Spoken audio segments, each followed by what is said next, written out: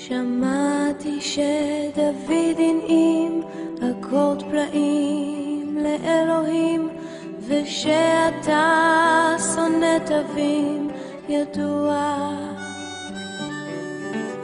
אקורד עגום ומסתורי, מינור נופל, מז'ור ממריא, ומלך מבולבל שר הללויה, הללויה, הללויה, הללויה, הללויה.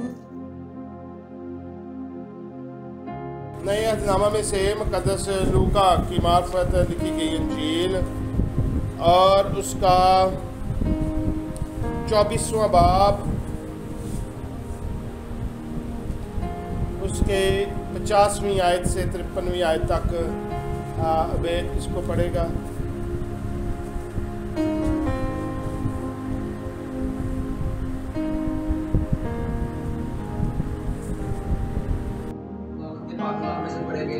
लूका की इंजील उसका 24 बाब 50 आयत से 53 आयत तक खुदा के पाक कलाम में लिखा है।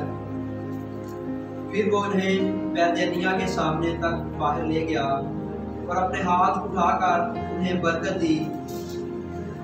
जब वो उन्हें बरकत दे रहा था तो ऐसा हुआ कि उनसे जुदा हो गया और आसमान पर उठाया गया, और वो उसको सिजदा करके बड़ी खुशी से यरूशलेम को लौट गए और हर वक्त हैकल में हाजिर होकर खुदा की हमद किया करते थे। खुदा के पाक कलाम में पढ़े तो आमीन। और इसके साथ एक और हवाला मेरे साथ निकालें, रसूलों के इमाल उसका पहला बाब और उसकी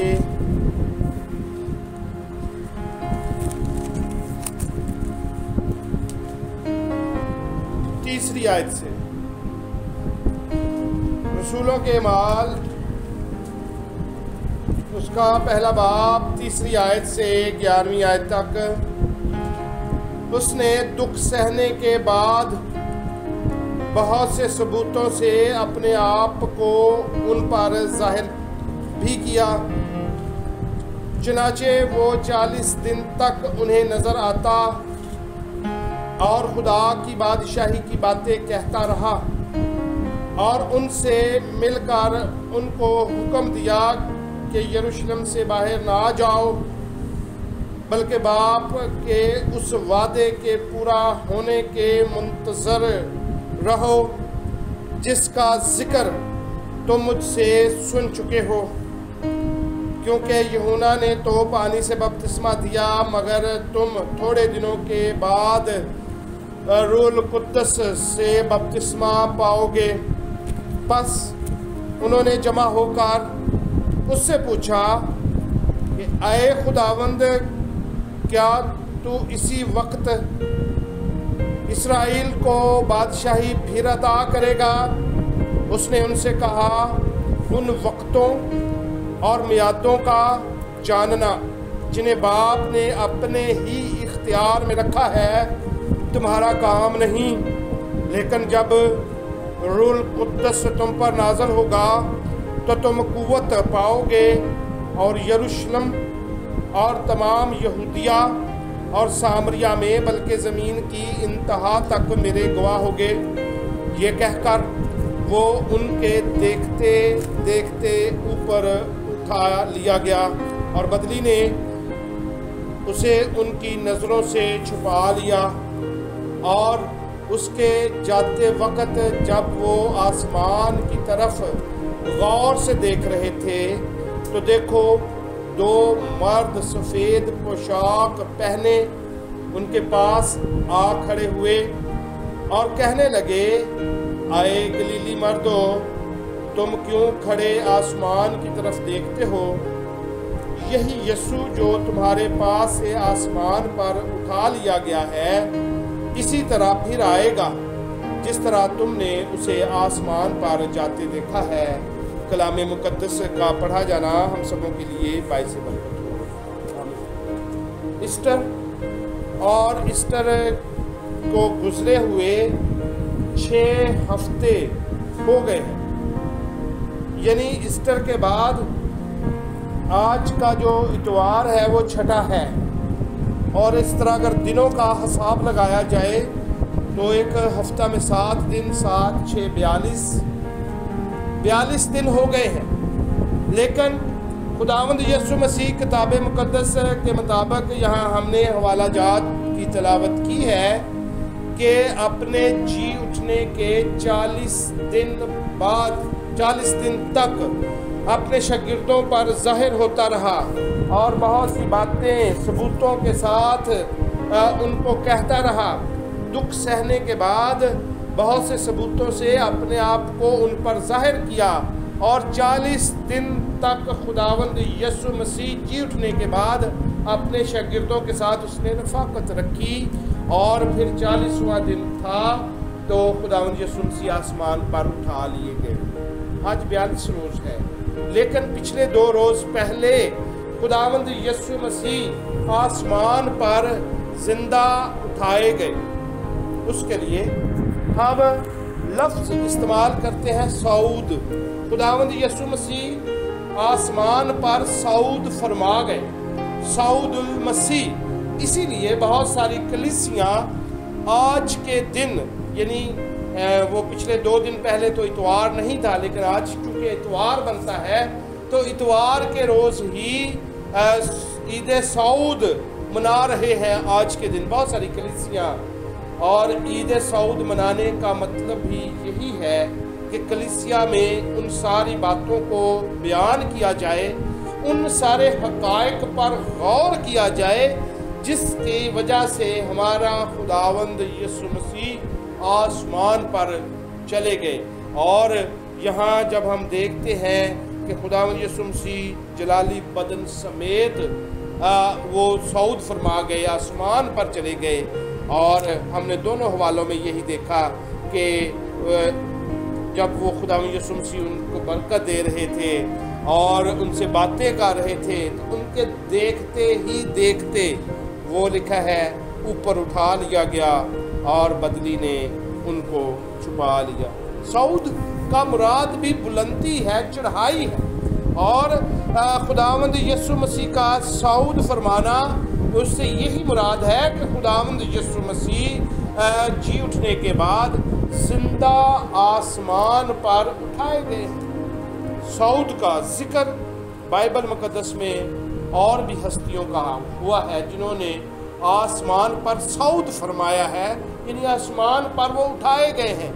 پیدائش کی کتاب کو پڑھتے ہیں تو اس میں ایک مقدس ہستی کا ذکر ہے، مقدس ہنوک۔ مقدس ہنوک زندہ آسمان پر اٹھائے گئے۔ اسی طرح ایلیا نبی کا ذکر ہے، ایلیا نبی بھی زندہ آسمان پر اٹھائے گئے۔ خداوند یسوع مسیح کا ذکر ہے کہ خداوند یسوع مسیح زندہ آسمان پر اٹھائے گئے۔ جو پہلے 2 ہستیاں مقدس ہنوک اور مقدس ایلیا نبی کی جب بات کرتے ہیں تو ان کا اور خداوند یسوع مسیح کا آسمان پر اٹھائے جانے میں بہت فرق ہے، اس لیے کہ مقدس ہنوک اور ایلیا نبی نے موت کا مزہ نہیں چکھا تھا، اور وہ موت کا مزہ چکھے بغیر آسمان پر اٹھائے گئے، جبکہ خداوند یسوع مسیح یہاں موت کا مزہ چکھ کر یہاں مردوں میں سے جی اٹھنے کے بعد 40 روز بعد آسمان پر چڑھ گئے، یعنی انہوں نے یہ موت کا جو مزہ ہے وہ بھی حاصل کیا و چکھا، اور یہ ایک الہی انتظام تھا۔ اسی وجہ سے خداوند یسوع مسیح کا صعود فرمانا دوسری ہستیوں سے الگ، لاسانی، منفرد اور ممتاز حیثیت رکھتا ہے۔ مسیح میں میرے عزیزو، خداوند یسوع مسیح نے یہاں ہم نے 2 حوالہ جات میں پڑھا ہے کہ ان کے دیکھتے ہی دیکھتے وہ اوپر اٹھا لیے گئے۔ یعنی یہاں 2 باتیں ہیں جن کو ہم سیکھ سکتے ہیں کہ دیکھتے دیکھتے کہ خداوند یسوع مسیح کے شاگرد خداوند یسوع مسیح سے باتیں کر رہے ہیں، ان کو دیکھ رہے ہیں، دیدنی طور پر ویزیبلی وہ ان کے درمیان میں موجود ہے، خیالی طور پر نہیں بلکہ جسمانی طور پر، وہ ویزیبلی دیدنی طور پر ان کے درمیان تھے، پھر اٹھائے گئے۔ دوسری بات کہ خداوند یسوع مسیح پورے جسم کے ساتھ اٹھائے گئے ہیں، وہ کوئی روح ان کی صرف اٹھائی نہیں گئی ہے، وہ پورے جسم کے ساتھ، جیسے ہمارے جسم ایک دوسرے کو ہم نظر آتے ہیں۔ مسیح میں میرے عزیزو، یہ دو باتیں منفرد ہیں۔ جب شاگرد خداوند یسوع مسیح کے ساتھ تھے تو وہ اٹھائے گئے۔ اس طرح کرنے سے کہ خداوند یسوع مسیح دیدنی اور جسمانی طور پر انہوں نے صعود فرمایا ہے، اس کے دو مقصد تھے۔ ایک مقصد یہ تھا کہ شاگردوں کو اس سارے واقعہ کی حقیقت کا یقین ہو جائے۔ پہلا مقصد یہ تھا کہ خداوند یسوع مسیح کے شاگردوں کو اس بات کا یقین ہو جائے کہ ہمارے ہی سامنے، ہماری ہی آنکھوں کے سامنے ہمارا خداوند آسمان پر اٹھا دیا گیا۔ دوسری بات کہ دوسرا مقصد یہ تھا کہ شاگردوں کے اندر اس بات کو پیدا کرنا تھا کہ جس طرح خداوند یسوع مسیح آسمان پر اٹھائے گئے ہیں بدنی اور دیدنی طور پر، جسمانی طور پر، اسی طرح وہ واپس بھی آئیں گے۔ یہ بات بھی ان کے اندر پیدا کرنی ضروری تھی۔ اس لیے خداوند یسوع مسیح اپنے شاگردوں کے درمیان جب ان کو وہ برکت دے رہے تھے اور ان سے باتیں کر رہے تھے تو وہ ان کے سامنے آسمان پر اٹھائے گئے۔ ایک مفکر لوئس ہافبرگ، اور وہ ان کی بہت ساری کتابیں مسیحی کتب خانہ سے ہمیں مل سکتی ہے۔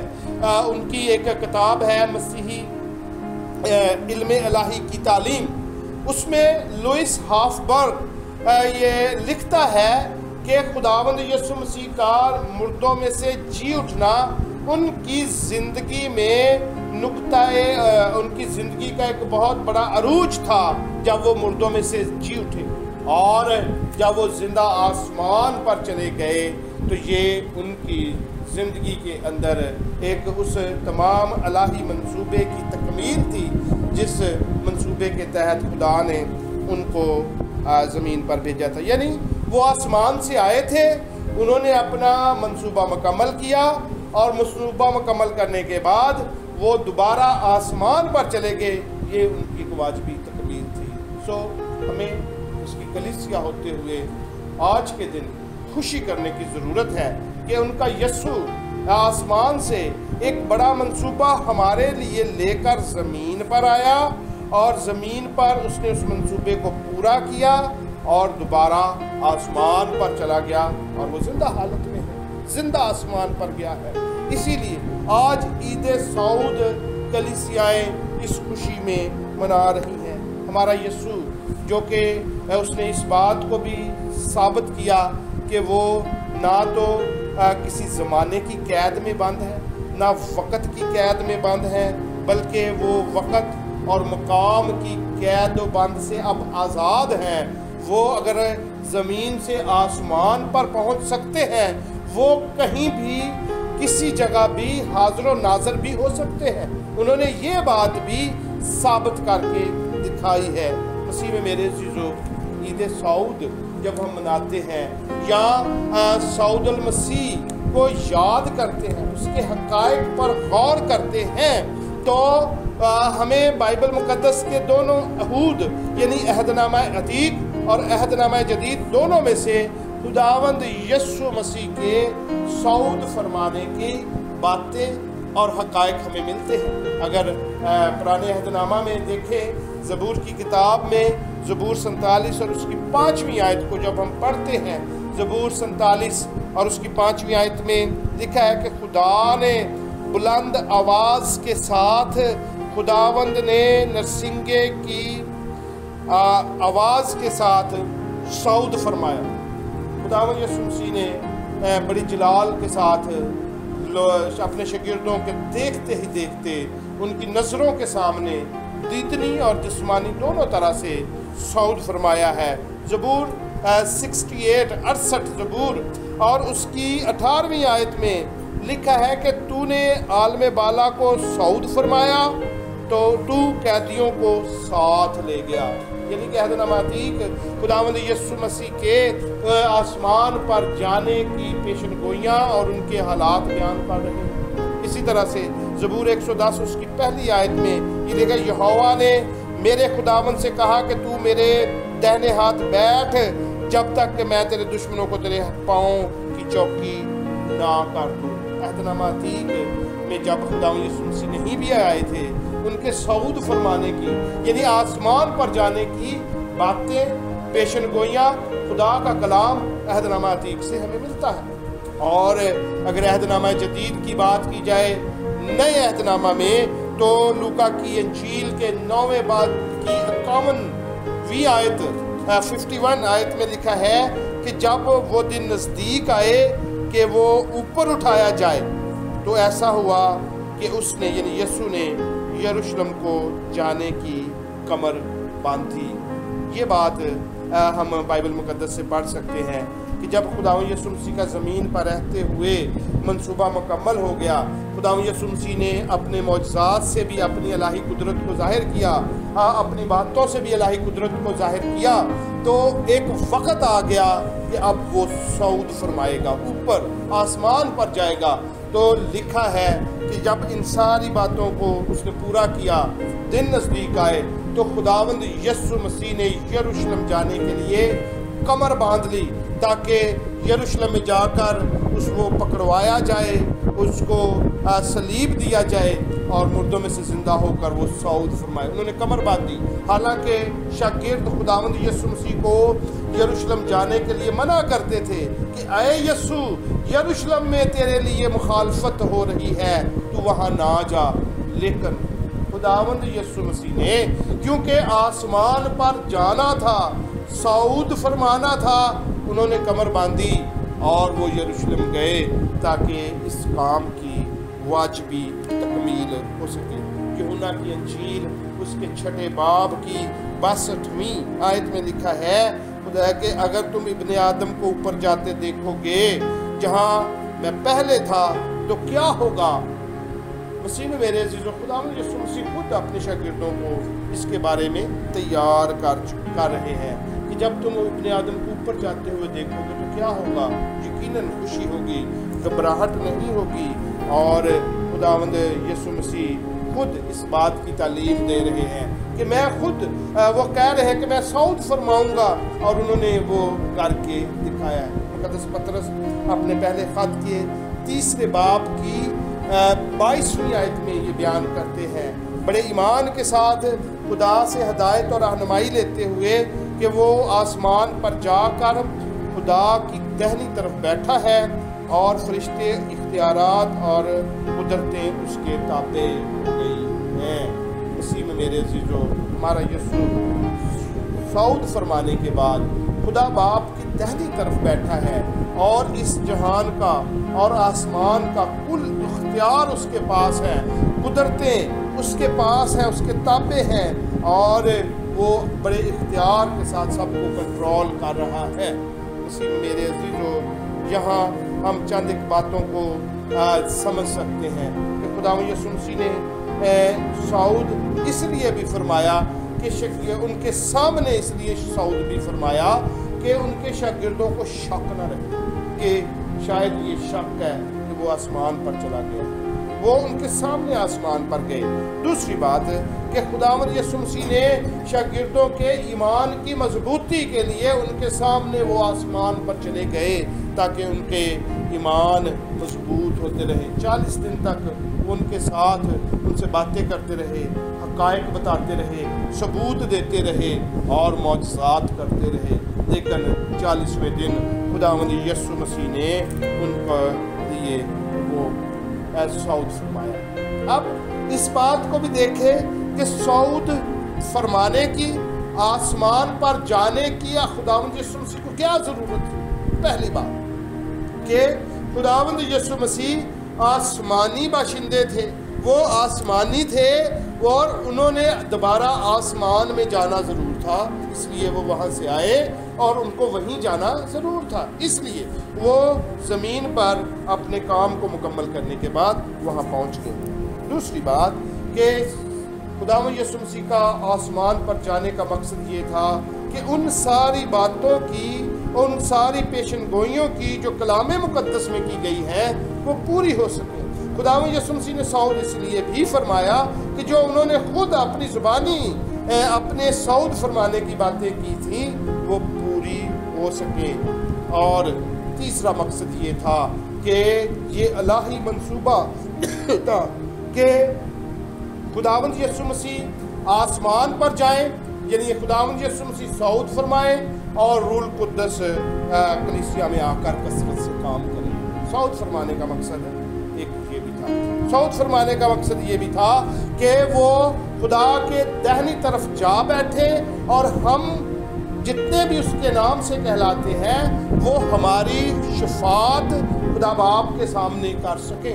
वो खुदा बाप के दाहिनी तरफ बैठे हैं और हमारी शफात कर रहे हैं। हमें इस बात के लिए खुदावंद अपने खुदा के हुजूर में बड़ा फ़ख्र है कि जब हम खुदा के सामने आते हैं, और इस बात का फ़ख्र है कि हमारा यस्सु भी वहाँ मौजूद है और वो बाप से हमारी शफात कर रहा है।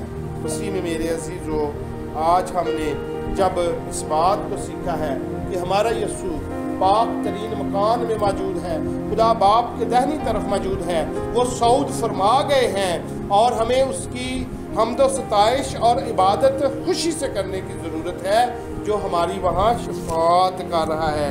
और हमें इस बात के लिए उम्मीद दे गया है कि जिस तरह वो आसमान पर गया है वो हमें लेने के लिए आएगा और फिर हम अपने साथ भी ले जाएगा। मसीह में मेरे अजीजों, हमें क्या करना है? हमें उसकी आमद के लिए अपने आप को तैयार करना है। हम अपने आप को तैयार करें ताकि खुदावंद के लिए हम जब वो दोबारा आए तैयारी की हालत में हो। जिस तरह वो दीदनी तौर पर और जिस्मानी तौर पर गया है, इसी तरह दीदनी तौर पर और जिस्मानी तौर पर हमारे दरमियान में आएगा और हमें अपने साथ ले जाएगा। उसकी तैयारी करें, उसकी आमदसानी के लिए अपने आप को तैयार करें, उसके हुक्मों को माने और खुदावंद की में खुश और सलामत ज़िंदगी बसर करें। खुदावंद आपको आज के कलाम के वसीला से बड़ी बरकत है। आमीन। אני עכשיו לא שיר צליין קדוש מואר, רק שיר שבור וקרב של הללויה. Hallelujah, hallelujah.